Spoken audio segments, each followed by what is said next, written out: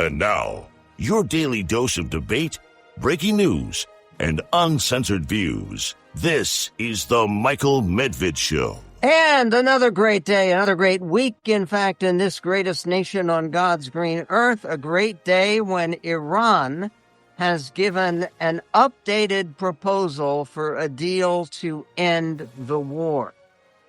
But the White House thinks it is not a meaningful improvement and is insufficient for a deal. That says a senior U.S. official and a source briefed on the issue. That's what they tell Axios. U.S. officials say President Trump wants a deal to end the war, but he is considering resuming the war due to Iran's rejection of many of his demands and a refusal to make a meaningful concessions on its nuclear program. The nuclear program could be suspended by as much as 20 years.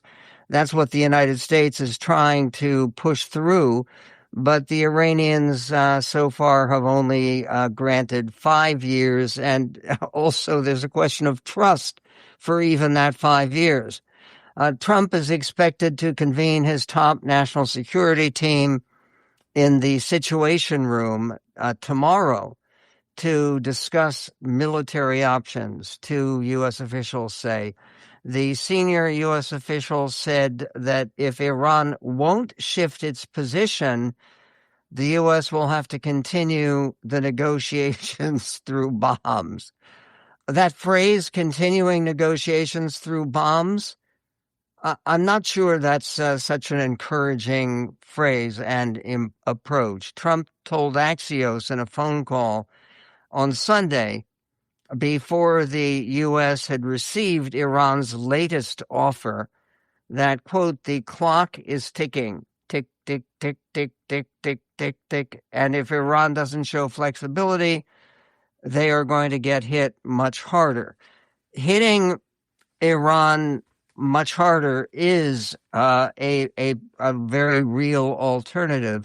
There's a explosive, literally, editorial op-ed by Seth Cropsey, who is president of the Yorktown Institute and served as a naval officer and as deputy undersecretary of the Navy, and as the author of numerous books about sea power, naval policy, and basically national security. And Seth Cropsey has a piece in the Wall Street Journal, How to Finish the Job in Iran. And it's credible, and I hope that the administration pays attention to it. I also hope they pay attention to Tom Nichols, who is a staff writer at The Atlantic and a contributor to the Atlantic Daily newsletter.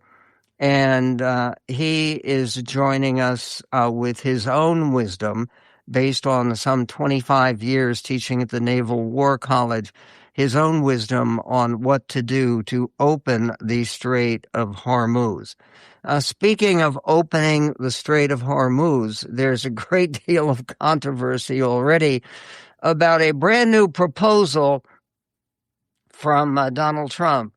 And it's a proposal to give away a $1.776 billion, so nearly $2 billion. And get it, it's 1776, so it's sort of like a celebration of this 250th anniversary of our independence.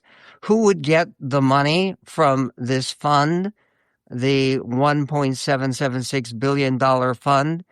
The Justice Department would get the money to give to President Trump's allies who claim they were unfairly targeted by the Justice Department in the Biden administration. It's an unprecedented move that would allow the president's administration to pay his supporters from a government agency he controls with taxpayer money. In other words, they would get money, and people like Paul Manafort, who actually went to prison who was a campaign manager, briefly for the Biden campaign in 2016. People like General Michael Flynn, who was also convicted. He was pardoned by President Trump, but he hasn't been compensated for his previous expenditures on legal representation and other expenses they would find. The creation of this new fund, the 1776 fund, for almost $2 billion.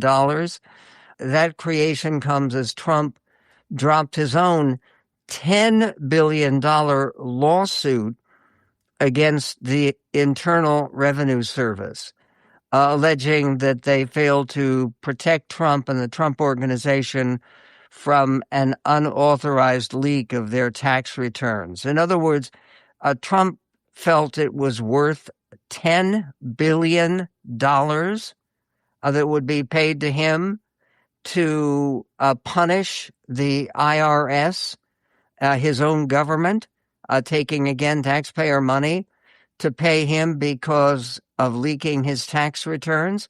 Now, again, no one should approve breaking the law and leaking tax returns of any individual. But the idea that that is a $10 billion, that would have been a tough case for Trump to win. So he has dropped that case, and instead he wants to set up this new fund to pay people who worked with him, who he feels were victimized by the Joe Biden administration. The Trump himself, according to the position that he has taken and that he has emphasized on Truth Social, would not receive any of the payments personally, but he would receive a formal apology, the Justice Department said. Okay, so we're saving at least $10 million, and the costs of fighting against that sort of governmental expense, we're saving that at least by Trump dropping that lawsuit. There was also, over the weekend, primarily on Saturday, the Rededicate 250 prayer event. And Trump wasn't there, which shocks me because he put such an emphasis on this. He was actually going somewhere that is a more common location for worship for Donald Trump, which is the golf course. That going on. CNN reports an all-day prayer event at the National Mall on Sunday, backed by taxpayer dollars and private donations, has become the latest flashpoint in the debate over the separation of church and state under the Trump administration. The gathering was part of a broader push by the White House to elevate Christianity in the government's operations, culture, and policy. Experts say that the attendance was disappointing. Lots and lots of empty seats and no tremendous 100,000s crowds. The president himself, according to the Daily Beast, skipped his own White House-backed event rededicating the nation to God to spend the day at his preferred place of worship, the golf course. There were thousands, not hundreds of thousands, but thousands who flocked to the National Mall on Sunday for this event, highlighting the church's role in history and civic life in honor of America's 250th. The president's motorcade rolled out of the Capitol, meanwhile, to the Trump National Golf Course in Sterling, Virginia. We'll be back with the latest on war, peace, and rededication coming up on the Medved Show.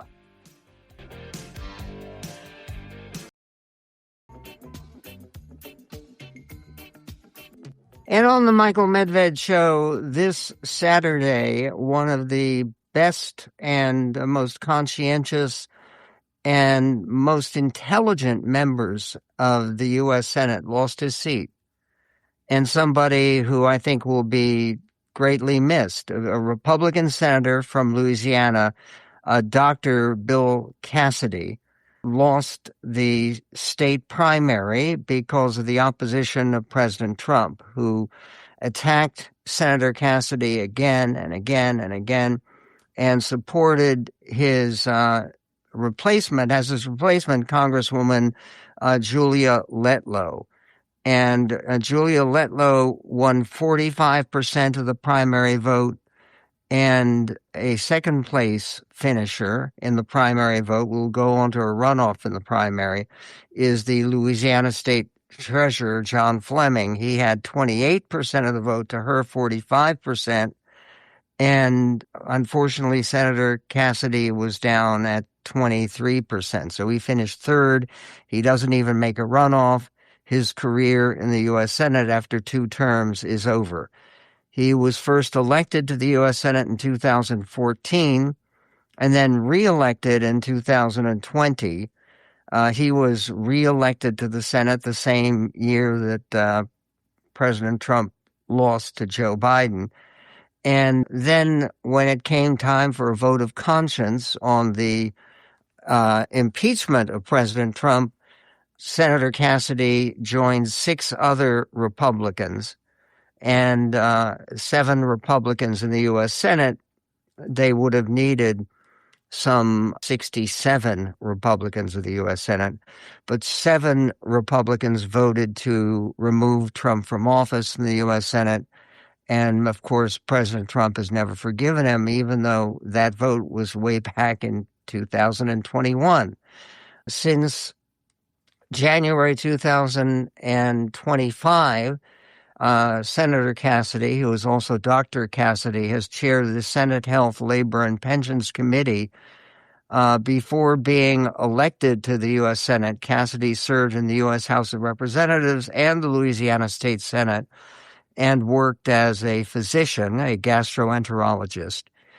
Trump had sought to oust Cassidy over the senator's February 2021 vote to convict him in his second impeachment trial, which followed the January 6th, 2021 attack on the U.S. Capitol.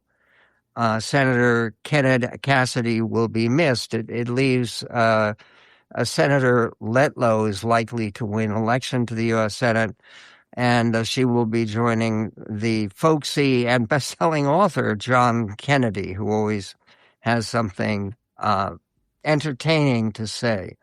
Meanwhile, President Trump is escalating his rhetoric toward Iran as he considers resuming U.S. military strikes there. That is what the president said in a social media post yesterday. Trump warned that if Iran does not move quickly toward a deal, quote, there won't be anything left of them. They're going to be raptured out of Iran. What's going to happen to them? It won't be anything left of them. The threat came a day after he met with his national security team to discuss the path forward on the war. And there is a strong column by Seth Cropsey. Seth Cropsey is president of the Yorktown Institute, who served as a naval officer for many years and is Deputy Undersecretary of the Navy. He is the author of Mayday and Sea Blindness, and he writes about the decision to go to war in Iran. He says that decision was strategically prudent. The regime is an inveterate enemy of the U.S. It has on its hands the blood of thousands of Americans in Iraq and elsewhere. It works closely with Russia, China, North Korea, and until recently, Venezuela in their efforts to undermine the U.S. It supports proxy terrorist organizations, notably Hezbollah, which destabilize the Middle East and provide Iran with direct connections to organized crime. The Islamic Republic also seeks a nuclear weapon. Since the mid-2000s, the regime has refashioned the state around the objective of building nuclear capabilities combined with growing arsenal of missiles and drones that it has unleashed against Israel and the Gulf states. In late February, Mr. Trump chose the option no previous president had the guts and clarity to select. Iran must be defeated, not contained. But he seemed to hesitate after the U.S.-Iran ceasefire began in April. Most likely, Mr. Trump was convinced that Iran's new leadership, theoretically led by the parliament speaker, Mohammad Bagher Ghalibaf, was pragmatic enough to make a national deal and a rational deal with the U.S. that would limit Iranian long-term military capacity in return for access to reconstruction funds and a stable arrangement in the Strait of Hormuz. That view proved wrong. Mr. Ghalibaf is no pragmatist. They don't have pragmatists in Iran. And if there are any pragmatists in the Iranian regime, they couldn't push out the fanatical elements who insist on a final confrontation with America. And what he suggests is first, the U.S. should prepare major series of strikes against Iranian communications, transportation, and other infrastructure, while concurrently unleashing the Israeli Air Force against remaining Iranian industries. Iran's metallurgical industry, a pillar of its state-backed economy, is badly damaged. Coordinating with Israeli attacks on these targets while disrupting Iranian military movement would cripple virtually every industry for Iran except oil production. And what he says in conclusion, and it's important, he says Mr. Trump's objective shouldn't be to bluff the Iranians out. Instead, it should be to demonstrate that if push comes to shove, the U.S. will commit to an overwhelming confrontation that breaks the Iranian state economically and politically.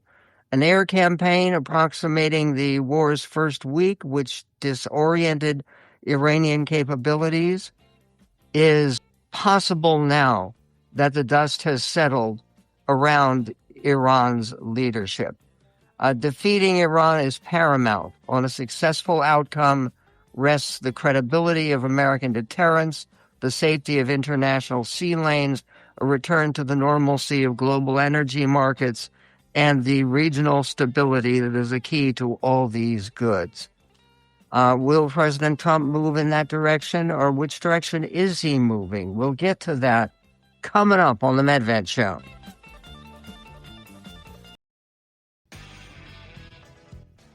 And on the Michael Medved Show, we mentioned the big event yesterday on the National Mall. It was called a Rededicate 250 because of the 250th anniversary of the Declaration of Independence and the beginning of our nation. It was a Rededicate 250 prayer jubilee on the National Mall. And of course, they didn't get the president to show up in person. He's not much when it comes to church going. However, he did send in a pre-recorded video that included a verse from 2nd Chronicles to help kick off the Rededicate 250 festival. The recorded video that the president sent sounded like this. Thus Solomon finished the house of the Lord and the king's house, and all that came into Solomon's heart to make in the house of the Lord, and in his own house he prosperously effected. And the Lord appeared to Solomon by night and said to him, I have heard your prayer and have chosen this place to myself for a house of sacrifice. If I shut up heaven, that there be no rain, or if I command the locusts to devour the land, or if I send pestilence among my people, if my people, which are called by my name, shall humble themselves and pray and seek my face and turn from their wicked ways, Then will I hear from heaven and will forgive their sin and will heal their land. If you will walk before me as David your father walked, and do according to all that I have commanded you, and shall observe my statutes and my judgments, then will I establish the throne of my kingdom according to as I have covenanted with David your father, saying, there shall not fail you as a man to be ruler in Israel. Why did he pick that those particular verses? In any event, there was a pastor who got up on stage after Trump's pre-recorded video, and he seemed to be trying to explain the relevance of what Trump had to say. And he did that by quoting the movie Gladiator. This solemn assembly is different than any other solemn assembly, for the President of the United States has called this day. Biblically speaking, it was when the kings of Israel called solemn assemblies and the people responded, God shifted the nation and poured out his spirit. I believe we're in that moment right now. And what you do echoes in eternity. Meek and mild, and not noticing the fact that with this supernatural shift, President Trump is playing golf. And but never matter, Eric Metaxas was on hand, and he also spoke about why it took 2 centuries for the Lord to raise up a leader as great as Donald Trump. Why? Does it all have to do with the ballroom? This is Eric Metaxas, clip 22. It was 30 years after we won our independence, the British challenged us again in the War of 1812, burning parts of that city named after George Washington. You may be familiar with that city. They burned parts of the city, including the White House, which at that time, if you can believe it, did not yet have a ballroom. Yes, it's hard to believe that it would take 2 centuries for the Lord to raise up a great man to bring that ballroom finally to stand where it needs to stand. It's extraordinary. We only had to wait 200 years. Okay, really? That the main reason that Trump was raised up and a man of his singular greatness was to build a ballroom in the White House? That what they're comparing here, and this is actually part of the sequence of speeches, is they're comparing this to King Solomon building the first temple in Jerusalem. But meanwhile, Speaker Mike Johnson on Fox News spoke about the event in general, the Jubilee of Prayer, and he addressed the issue that some have raised, which is, okay, we do have a separation of church and state to protect the state from too much religious influence, and to protect the church above all from being taken over by or run by or interfered by the state. Here is Speaker Mike Johnson on Fox. This is a recognition of the deeply embedded history and religious and moral tradition of the country. This is an appropriate thing for us to do on the 250th anniversary, and the people who are upset about it oppose that. They want to erase the history of America and pretend as if we're not a nation that was dedicated originally to God. If you walk into the House chamber this afternoon with me, Shannon, you will see "In God We Trust" inscribed in the marble right above the head of where I stand as the Speaker of the House. Congress put that there as a recognition of who we are. We are one nation under God, and to come here and gather for a happy, hopeful celebration to rededicate ourselves in that way as one nation under God is a healthy and appropriate thing. The people who are the naysayers and who have created this new term of Christian nationalism as a pejorative, a derogatory term, are trying to silence the influence and the voices of Christians, and I think that's wildly inappropriate. I would agree. I think trying to silence voices is inappropriate. But silencing is different from sponsoring. And the idea of, yes, we are not allowed under the First Amendment to interfere with religion, but you're also specifically not allowed to establish religion. And any idea that there is an official religion of the U.S. is belied by our history. There's another aspect of this entire celebration that I actually think is very positive. Visitors to the Freedom Trucks, the President Trump-backed mobile history exhibition touring the country, will find the familiar image of George Washington crossing the Delaware splashed across their sides. But while the trucks are on the road, a humbler image can now be spotted on the back. The nation's first commander-in-chief kneeling in solitary prayer next to his horse at Valley Forge. The iconography of Washington at prayer has long circulated in American culture on prints, postage stamps, and Christmas ornaments, but in the run-up to the 250th anniversary of American independence, it's increasingly cropping up in more prominent quasi-official places. And by the way, we don't actually know that it happened. We know that Washington crossed the Delaware. That was very public. This was private, and it's based upon a Quaker pastor who claims that in the woods he saw it and with Washington alone in front of his horse. We will get to the significance of that iconography and more coming up on The Medved Show. The greatest show on God's green earth. The whole thing is a scam, and it's a shame, and it's a disgrace to our country. The Michael Medved Show.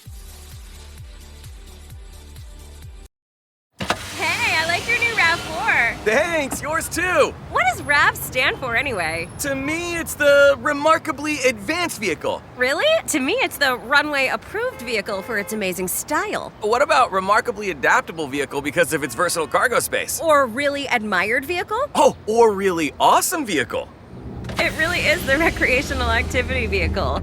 The stylish 2026 Toyota RAV4 Limited. What's your RAV4?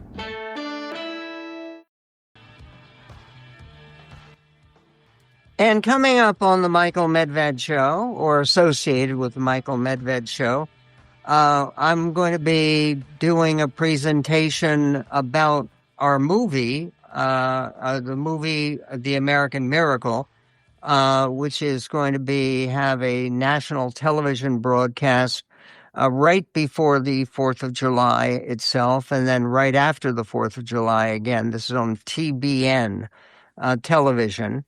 But we're doing an event in person.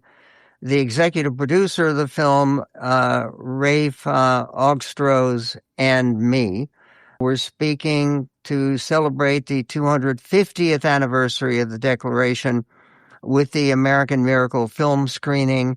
This for the DAR, Daughters of the American Revolution, of which my wife is a proud member. Their chapter house in Seattle. That'll be on Sunday, June 14th. So about halfway in between where we are right now and the 4th of July. So you can join us with our seeing our film and talking about our film and what it means with the event in Seattle. The information is on our website at michaelmedved.com. And what's interesting is this piece by Jennifer Schuessler, who I don't know, but she has a piece about the famous painting by Arnold Freiberg. And it's a magnificent painting. And if you've actually ever seen it, it's huge. It's not quite as big as Washington crossing the Delaware, which is a grand, life-changing kind of experience. And the Washington crossing of the Delaware, which is at the Metropolitan Museum in New York, is a whole wall. I mean, and it's just awesome. The same kind of hyper and electrifying realism is true for Arnold Freiberg's painting of Washington kneeling in the snow at Valley Forge beside his white horse, and he did ride a white horse. In Valley Forge, praying, one assumes, for guidance and deliverance. And they have a piece in the New York Times where Jennifer Schufler points out that there's no question at all about incidents in Washington's life like crossing the Delaware. But the story of his dropping to his knees in solitary prayer at Valley Forge in the winter of 1777-78, at one of the bleakest moments of the American Revolution, is more legend than history. Scholars trace its first appearance to the decade after Washington's death in the 18th edition of a biography by Mason Locke Weems. That's Parson Weems, who included a number of invented tales, including the one about George Young as a young man chopping down the cherry tree or throwing a coin across the Potomac River, which is a kind of physiologically impossible. But Weems was an evangelical pastor and bookseller. He claimed that he heard the story about Washington kneeling in the snow at Valley Forge from a local Quaker who had come upon the general in prayer and was so inspired that he abandoned his pacifism and embraced the cause of the revolution. The story continued circulating in the 19th century, inspiring paintings and engravings that increasingly left out the Quaker observer, shifting the focus entirely to Washington's piety.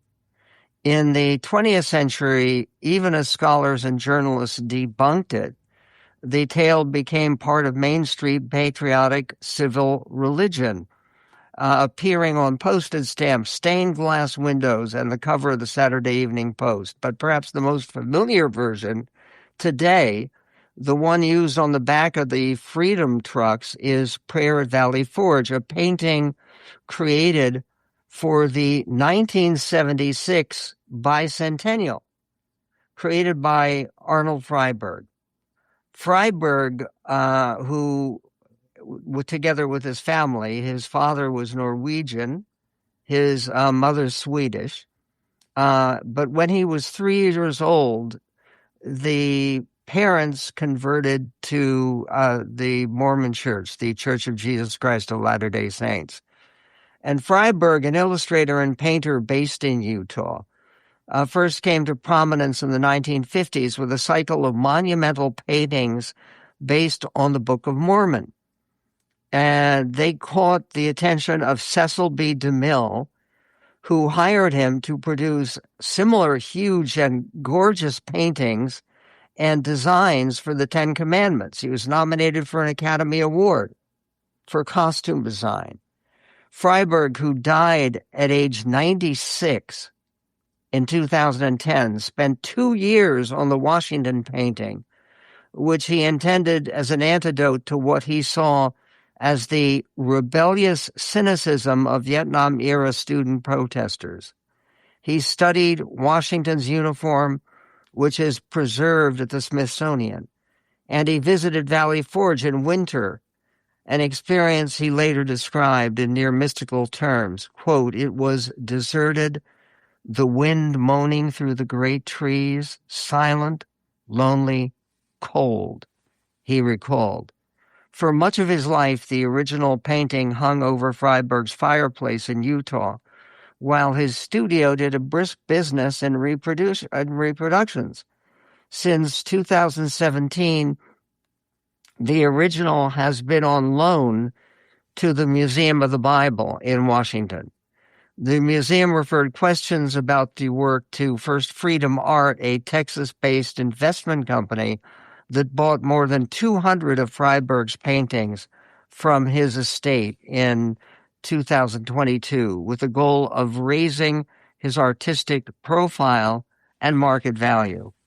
And that would be a good and important thing. We all know now the work of Norman Rockwell, which has made this huge comeback from its consistent popularity. But to appreciate some of the aspects that Arnold Freiberg brings out would also be a glorious thing. They point out in this article that Washington, an Anglican who served as a church vestryman, was not an evangelical. Say the academic experts and the people who are biographers of Washington himself. But he was also not a deist, as Thomas Jefferson was and Benjamin Franklin were at one point. Deists who believed that God created the world but then did not intervene in human affairs, as has often been claimed. Washington mentioned God's intervention in human affairs and did so both at the beginning and the end of his presidency. The beginning of his presidency, his first inaugural address, he talked about the invisible hand that had guided America to its independence. And then in his farewell address, he said, "It is the duty of all nations to acknowledge the providence of Almighty God, to obey his will, to be grateful for the benefits, and humbly to implore his protection and favor." So celebrating that aspect of George Washington's leadership, together with celebrating the aspect that he was very clear sending letters to both Jewish congregations in Newport, Rhode Island, and in Savannah, Georgia, suggesting that Jews were welcome in the United States in a way they had never been welcomed in 2,000 years of diaspora by any other country. That was also part of George Washington's religious-based legacy.